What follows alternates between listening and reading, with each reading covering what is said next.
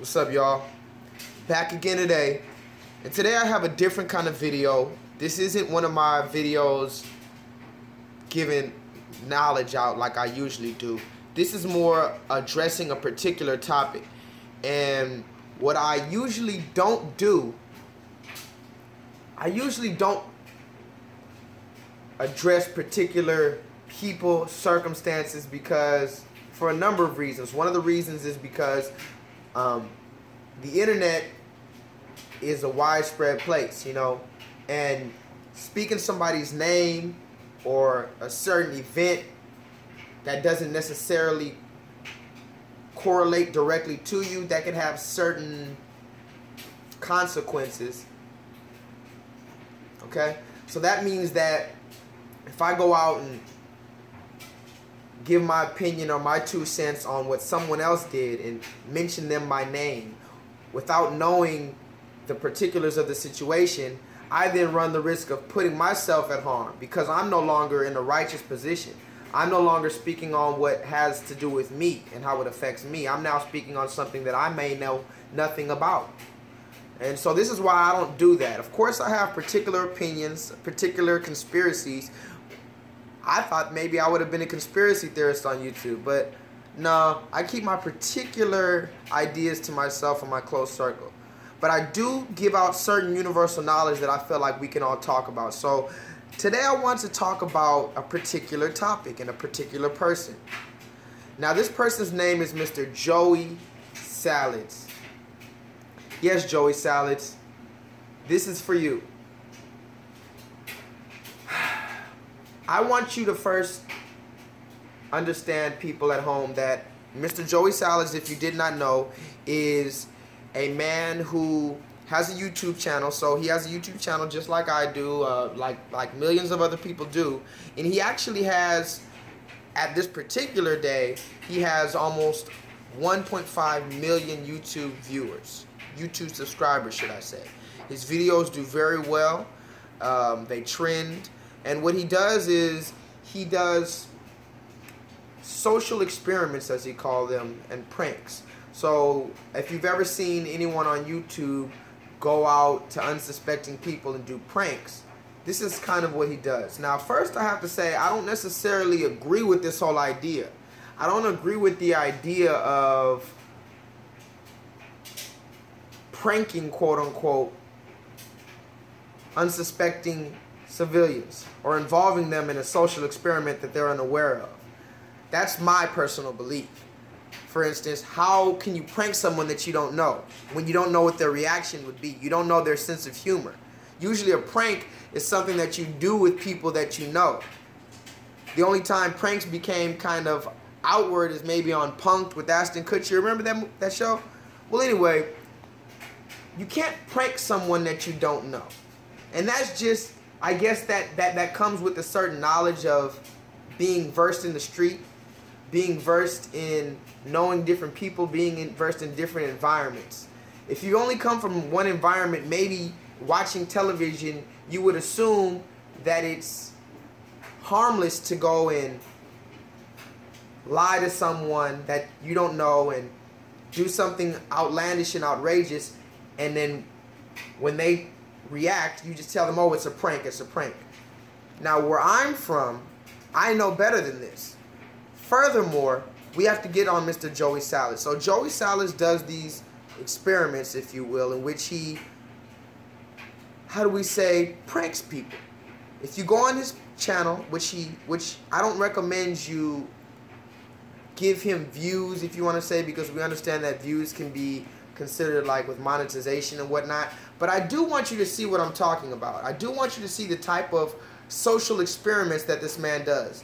This non-black man, this seemingly maybe Italian, well, let's just call him white for all intents and purposes of this discussion.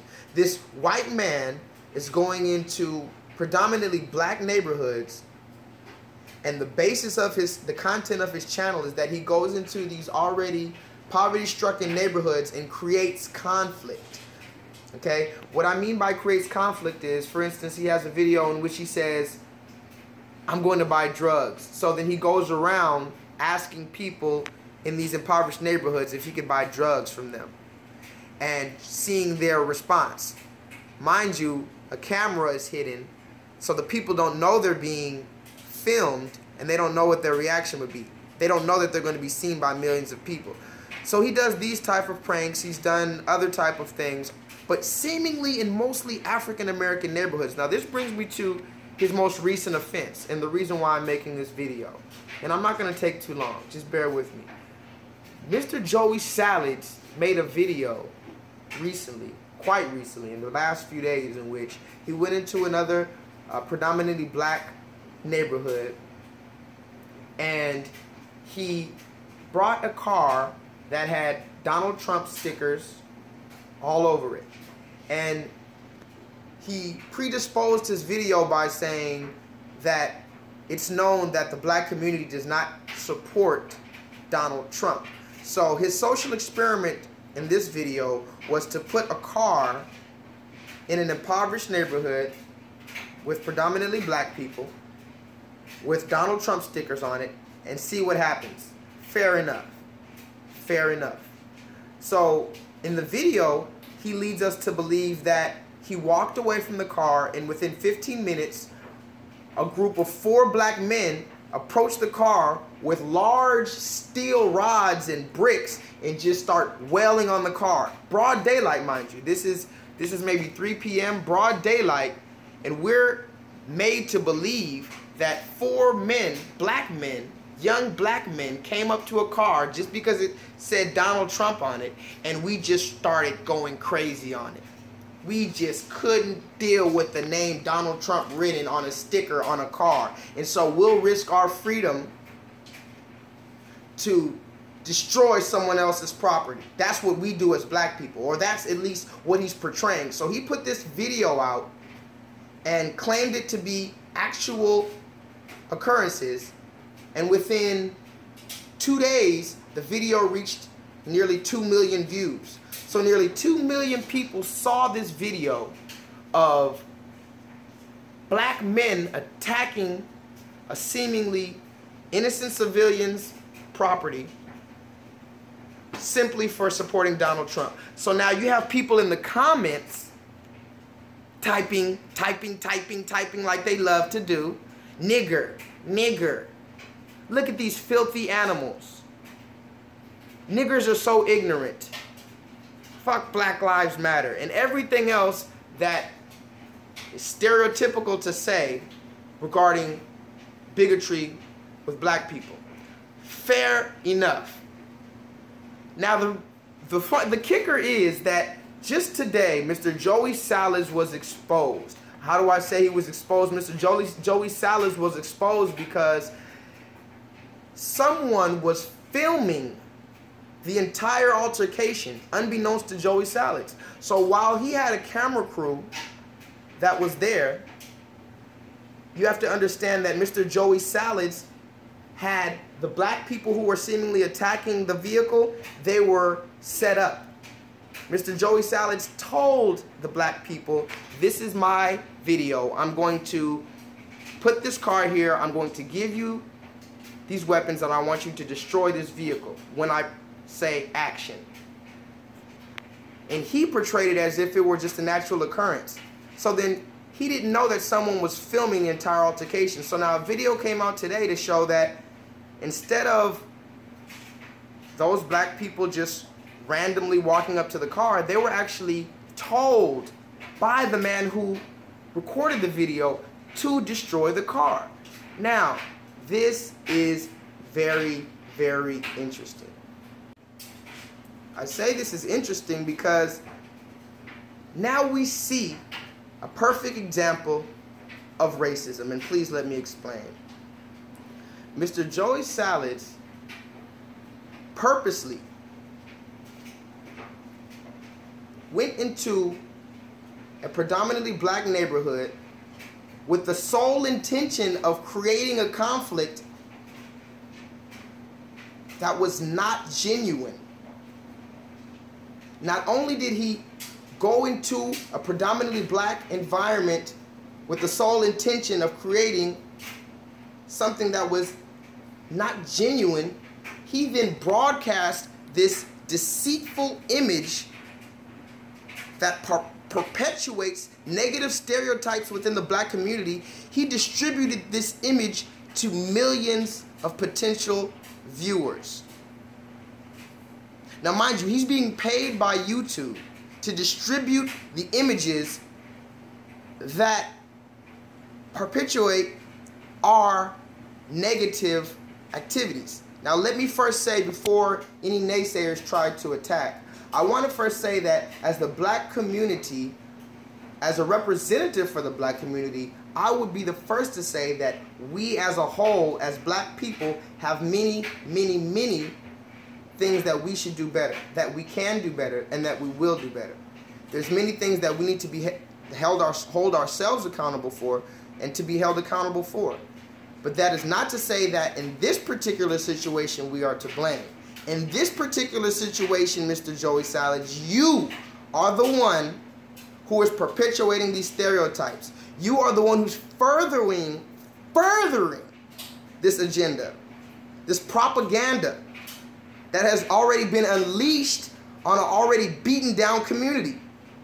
Black people and black males in general, me speaking as one of them, are constantly looked at as suspects. I was 7 years old the very first time I was followed around the store. And let me explain that. Some people have never been followed around the store. But black people know what I mean when I say I've been followed around the store.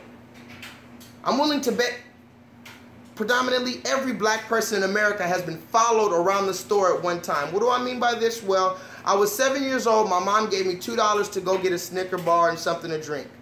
I went to the corner store with my $2 in hand to get my drink and my Snickers bar. When I walked into the corner store, I noticed an older gentleman who was not black and who owned the store, seemingly standing next to every place I stood. No matter what aisle I went to, he was following me. I noticed that he was following me because although I was 7 and I had no concept of racism, I did know when someone was following me. My mother did instill in me, in the least, to understand when a stranger is nearby and when something is odd. So I noticed this stranger seemed to be looking at me no matter what aisle I was in, and he would follow me in the aisle.